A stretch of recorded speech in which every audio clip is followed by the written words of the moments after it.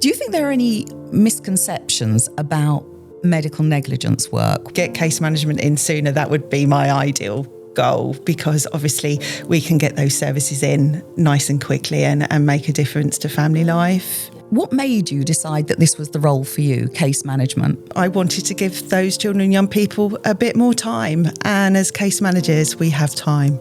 If you could change one thing for families of injured children, what would it be?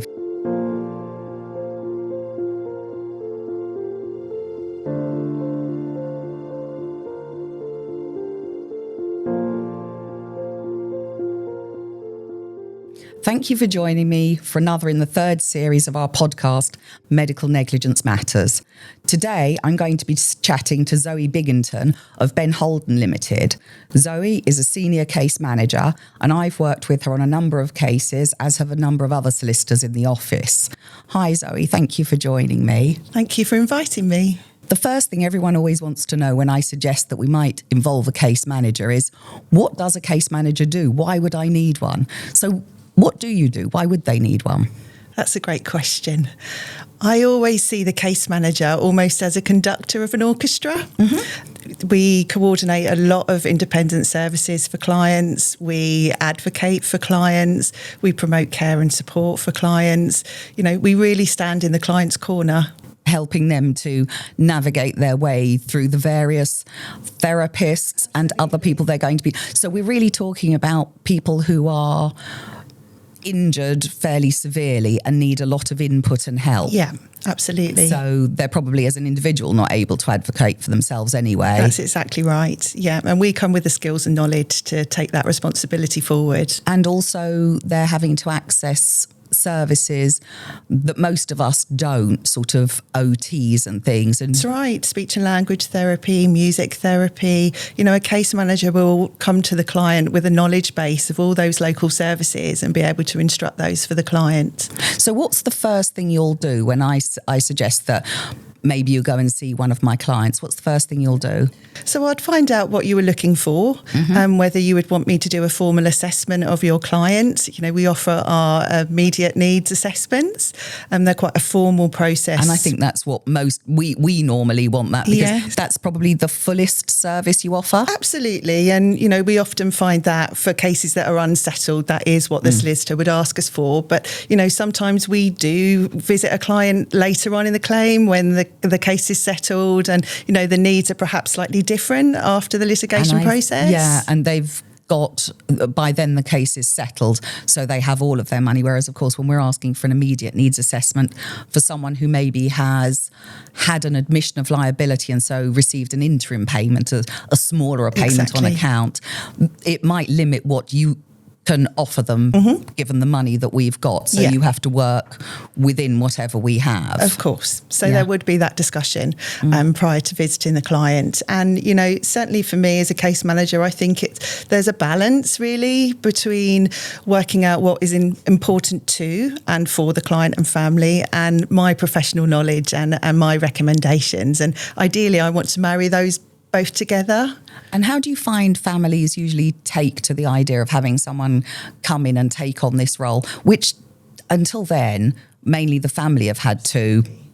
Absolutely. So gaining the trust of the family is so important. Yeah. You know, we need to take our time. We need to get to know them. We need to know about their communication style. You know, the last thing I would want to do is for, you know, any family to feel disempowered by having me as a case manager. You're there to do exactly the opposite. Exactly that. And, you know, certainly with my background as a paediatric nurse, you know, the partnership model of nursing is always really embedded in the work I do. And, you know, I like to work hand in hand with families throughout the litigation process and beyond. Aren't just mum and dad, are they? Absolutely. They've often got other siblings. Yeah.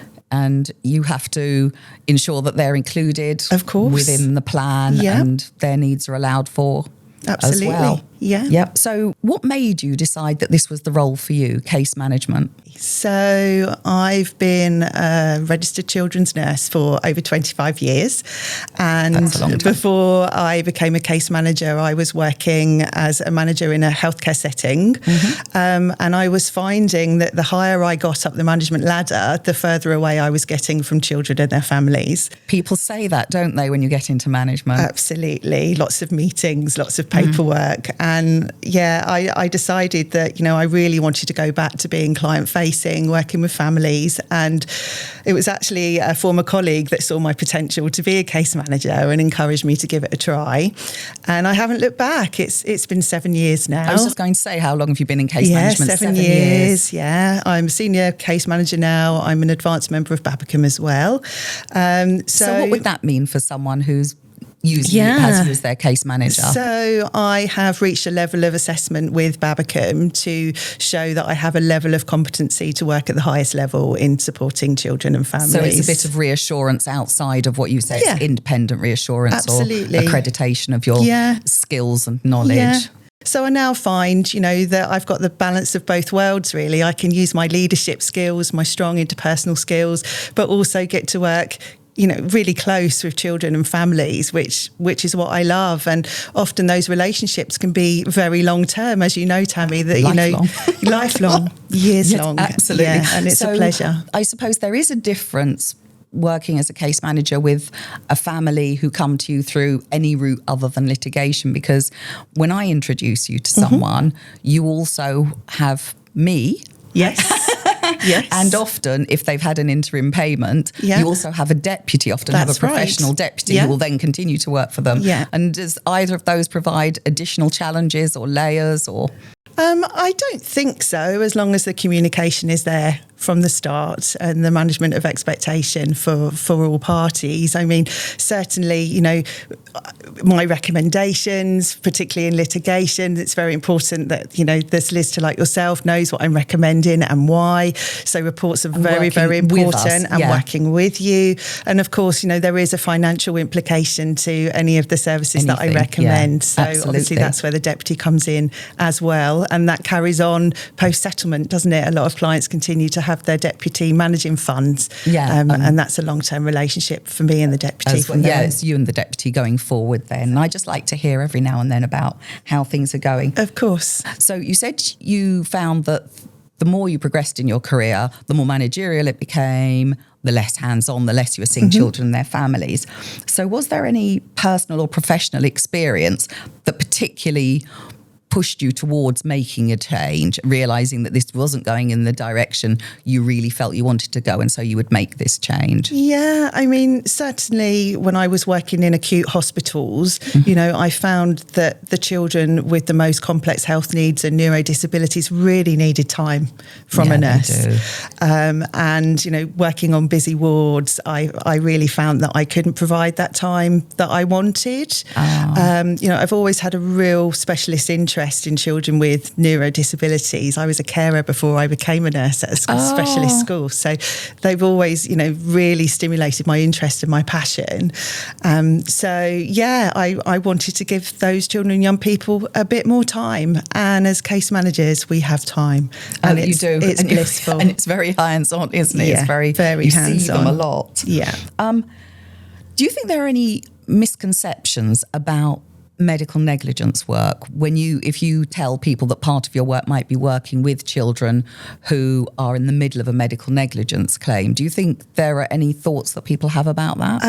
I think as case managers, I think people could very easily jump to the conclusion that we disregard NHS services for our clients. Right. And that it should all be private, and private is the only way to go. But certainly for me, I think it's really important to keep a balance there. And if a child or young person is entitled to an NHS service and it's working well, I would never ever want to take that away from them.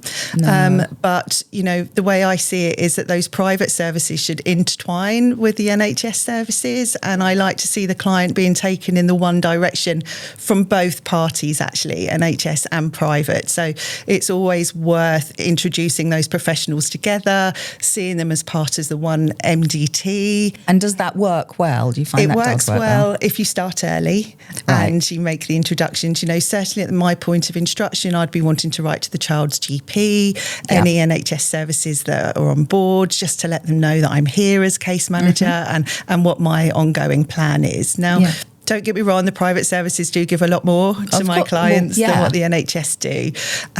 But, you know, they do complement each other when it goes well. But, you know, but if a family sincerely felt an NHS service wasn't right for them, then, you know, that's important that we listen to that as well and see what the next course of action would be. Do you find that either clients or other professionals ever misunderstand your role? And if so, how do they misunderstand it? I think sometimes people assume that case managers are just social workers. And when I say just, you know, from the discipline of social work, when actually we come from a diverse range of backgrounds, including nursing, speech and language, occupational therapy and social work, and sometimes even psychology, actually. But yes, so you do very much more than social work. Of course. But you do work with social workers. Yes, we do. Do many of the families have a social worker? Not as many as they should. As you know, perhaps. Yeah, and, you know, and I've certainly had cases where I've had to, you know, negotiate with the local authority about a client really needing a social worker, because it's very easy for the local authority to assume at times, because a case manager is on board, that it mitigates the need for social work. Sometimes other people think that because the family has a source of money, that they don't have a need that a social worker would fulfil. I think I've seen things like that as well. Absolutely. You work between legal teams, clinical providers, families, deputies. How do you navigate the different needs and styles of those different groups of people who are all wanting your attention? That's a great question. I think having really strong interpersonal skills is really important. I think reporting both formally and informally about the progress of a case is essential. I would agree with that. Absolutely. And just keeping that, you know, communication going and being able to adapt to sort of any sort of circumstance, really. You know, the conversations I may have, for example, giving an experience of a case to an expert, for example, may be very different to me providing emotional support to a parent that's had a really tough day. So it's about moving along and being flexible, navigating their different needs, understanding their navigating is a great word. Understanding. Absolutely. Yeah. So in doing that, have you ever had to really advocate for someone in a tough circumstance or an unusual circumstance? Yes, I have. Yes. I recall providing an immediate needs assessment for a young girl. She was 12 years old at the time, and she wasn't in school. When I got to the house, I was advised that she'd started a special school placement, and actually 6 weeks in, it was considered wholly unsuitable. So I had to act really, really quickly. The local authority hadn't put any home education in for this child. So she was kind of drifting. Really? Yeah, just left. And families don't always know how to manage that themselves, where to seek help, or even what their rights are. Exactly. So I had to get the balance, really. So I knew I needed to get her back into school. But I really needed to be proactive in making her days purposeful too. So I managed to organise a really good rehabilitation programme to give her days some purpose whilst we were waiting for the right school. And what followed was lots of negotiation with the local authority about the right school placement, and I attended meetings with the local authority, with parents and so on, and we weren't getting very far. So at that point I decided to instruct an education lawyer. And what followed was finding the right school placement. But then at the time that the placement was found, we had 6 weeks to move her into another county, into a home that was adapted to meet her needs so she could start school. We did it. Wow, that's not one, that's two things you had to do there. Yeah, we did it. And I can honestly say that today she is absolutely flourishing. She's playing table cricket for school, has just played cricket at Lord's.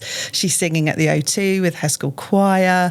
She's just You really flying. got that one right then. Yeah, and it's just a joy to see, you know, that how that hard work has paid off. But obviously that wasn't me alone. That was a therapist, that was the education lawyer. But, you know, It's coordinating those services. No, I can imagine that. I'm super proud of her. I call her my superhero. She's amazing. I imagine she's very grateful and her family are very grateful. Thank you.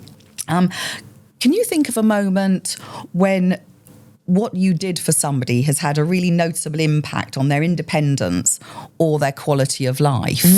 Yeah, I can. So obviously therapies are really important. And I recall a young man that I was working with, and unfortunately the home circumstances weren't conducive to providing therapy. The home was very small, there was no therapy space, and the family circumstances weren't really conducive to getting him to therapies. The parents weren't driving and quite an isolated area. So what I did was I set up a rehabilitation pod. A pod? Yes. So I called it a pod, but it basically I hired a local scout hut, which was just down the road from where the client was living, and all the therapists that I instructed used the hut.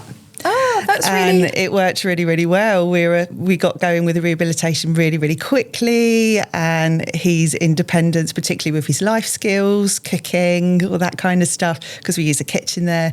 Yeah, he did really, really well. So I think, it's all about overcoming the boundaries. Yeah, really. It's more than just knowing who you can partner with. It's more than just knowing what therapies might help. It's more than just knowing who might be the right therapist. But you also have to think out of the box a lot, don't you? Absolutely. And I suppose you need a lot of energy.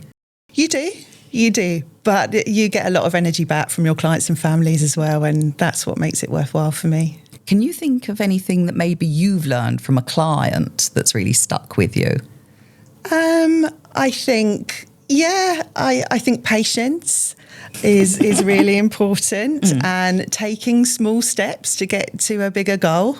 Yep. We always goal set with our client and families, and sometimes the end goal is a long way off. Yep. I recall a client whose physiotherapy goal was to sit independently, but initially the goal was to tolerate being touched by his therapist. Right, yeah. So, but looking at what the end game is, what the end goal is, but taking those small steps, and we'll get there. It's rewarding. It must be really rewarding. Incredibly, yeah. Do you think the role of a case manager has changed much in the time that you've been doing it?